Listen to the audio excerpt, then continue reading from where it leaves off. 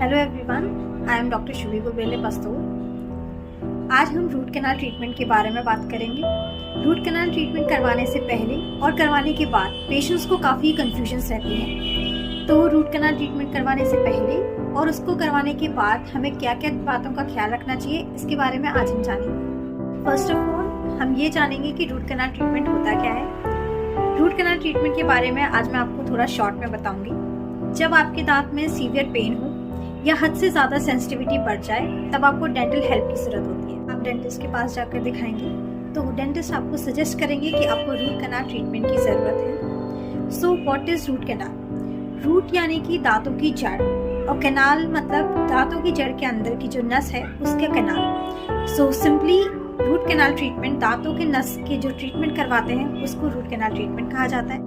जब आपके दांत में सड़ान हो और वो सड़ान आपके दांतों की अंदर की लेयर यानी कि नस तक पहुंच जाए तो वो पूरी नस को इन्फेक्ट कर सकती है और उस इन्फेक्शन की वजह से दांतों की जड़ में भी पस हो सकता है। ऐसे केसेस में काफ़ी सीवियर पेन रहता है और कई बार ये पेन इतना अनबेरेबल हो जाता है कि हम दवा लेने के बाद भी उसको कंट्रोल नहीं कर पाते। जब आपके दांतों में काफ़ी सड़ान हो जाए या तो उसको निकलवाना पड़ता है या तो उसका रूट कैनाल ट्रीटमेंट करवाना पड़ सकता है।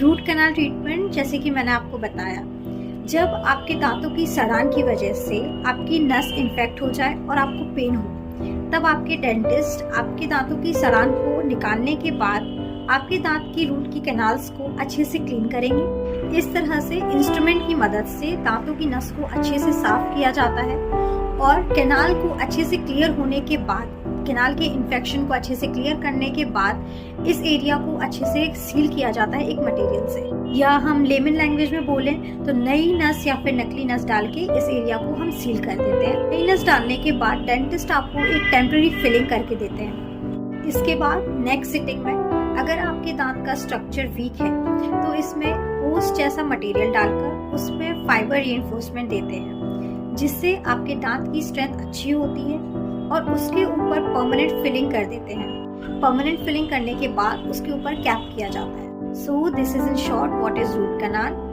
अभी इसको करवाने से पहले काफ़ी लोगों को एंजाइटी होगी, टेंशन होगा, डर लगेगा कि मुझे पेन रहेगा, इंजेक्शन लगेगा, खाना खाने में दिक्कत हो सकती है। बट इन सब से आपको डरने की बिल्कुल भी ज़रूरत नहीं है। Dentist nowadays are very much expert in managing your pain. आपको ट्रीटमेंट से पहले लोकल एनेस्थीसिया दिया जाएगा, जिससे आपका पूरा ट्रीटमेंट बिल्कुल भी पेनलेस रहेगा और आपके पूरे प्रोसीजर के दौरान आपको कुछ भी पता नहीं चलेगा। एंड ट्रीटमेंट के बाद भी डेंटिस्ट आपको कुछ दिन की दवा देंगे ताकि आपको पोस्ट ट्रीटमेंट पेन भी ना हो। तो before going for a root canal मैं आपको एक टिप देना चाहूँगी। ट्रीटमेंट के लिए जाने से पहले आप अच्छे से खाना खाकर जाएं, क्योंकि एनेस्थीसिया देने के 3 घंटे बाद तक उसके असर के कारण आप कुछ भी खा नहीं सकते। So once you are done with your treatment, 2-3 घंटे तक उस एरिया में आपको थोड़ा नमनेस फील होगा, जिसकी वजह से आपको थोड़ा सा डिस्कम्फर्ट फील हो सकता है। तो मैं आपको एडवाइस करूंगी कि उस दौरान कुछ भी खाना अवॉइड करें, क्योंकि नमनेस की वजह से हम जब च्यू करते हैं तो कुछ भी पता नहीं चलेगा और पता ना चलने की वजह से ज़्यादा प्रेशर लगेगा च्यू करने में और उसकी वजह से हमारा जो दांत है वो क्रैक हो सकता है।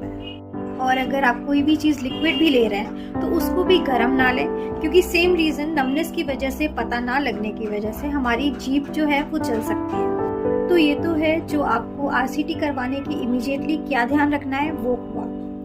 अब एनेस्थीसिया का असर एक बार उतर जाता है तब भी आप ध्यान रखें, जहाँ से भी आपका रूट कैनाल हुआ है उस साइड से आप कोई भी कड़क चीज़ ना खाएं, या तो कुछ दिन के लिए उस साइड से खाना खाना अवॉइड करें ताकि कोई भी डैमेज टूथ पे ना हो। आरसीटी सिंगल और मल्टीपल सिटिंग्स में किया जाता है। कई पेशेंट्स को रूट कैनाल सिंगल सिटिंग्स में किया जाता है, लेकिन अगर इन्फेक्शन ज़्यादा है तो डेंटिस्ट आपको मल्टीपल विजिट्स देंगे, मे बी 2 to 3 सिटिंग्स में for complete treatment. There are chances root canal treatment के बाद और इन बिटवीन सिटिंग्स आपको थोड़ा बहुत पेन और डिस्कम्फर्ट हो सकता है, जो कि मेडिसिन से मैनेजेबल है। आपको जो भी पोस्ट ट्रीटमेंट मेडिसिन दी गई हैं वो आप रेगुलरली लें, उनको स्किप ना करें। In few cases there are chances कि आपको सूजन आ जाए। अगर रूट कैनाल ट्रीटमेंट के नेक्स्ट डे या फिर सेम डे आपको सूजन आ जाए तो आप अपने डेंटिस्ट को कंसल्ट कर सकते हैं, but these chances are very rare. कुछ केसेस में पेशेंट्स को पोस्ट ऑपरेटिव पेन बिल्कुल भी नहीं होता है। तब पेशेंट ऐसी स्टेज में सोचता है कि मुझे तो पेन बिल्कुल भी नहीं है और अब डेंटिस्ट के पास जाने की कोई ज़रूरत भी नहीं है। तो ऐसा बिल्कुल, अगर आपको फर्स्ट सिटिंग के बाद पेन बिल्कुल भी नहीं है तब भी आप डेंटिस्ट के पास जाएं और अपना जो प्रोसीजर चल रहा है उसको कंप्लीट करवाएं। जैसे कि मैंने पहले भी बताया था, रूट कैनाल ट्रीटमेंट कंप्लीट होने के बाद 1-2 दिन के लिए डेंटिस्ट आपको एक टेम्परेरी फिलिंग रखेंगे। नेक्स्ट सिटिंग में वो टेम्परेरी फिलिंग निकलवाकर आपको परमानेंट फिलिंग करवाने की ज़रूरत है और उसके ऊपर कैप भी। अगर आप कैप नहीं करवाते हैं तो देयर आर चांसेस कि आप कुछ भी कड़क खाएंगे तो आपका दांत ब्रेक। रूट कैनाल ट्रीटमेंट के दौरान और रूट कैनाल ट्रीटमेंट के बाद आपको अच्छी तरह से ब्रशिंग, फ्लॉसिंग और अच्छी तरह से अपने दांतों की सफाई, और अगर आप ऐसा नहीं करते तो वहाँ पर वापस इन्फेक्शन होने के चांसेस बढ़। So friends, root canal treatment के बाद कैप भी उतना ही इम्पोर्टेंट होता है। कैप वाले पार्ट को निग्लेक्ट बिल्कुल भी ना करें क्योंकि cap is also a part of.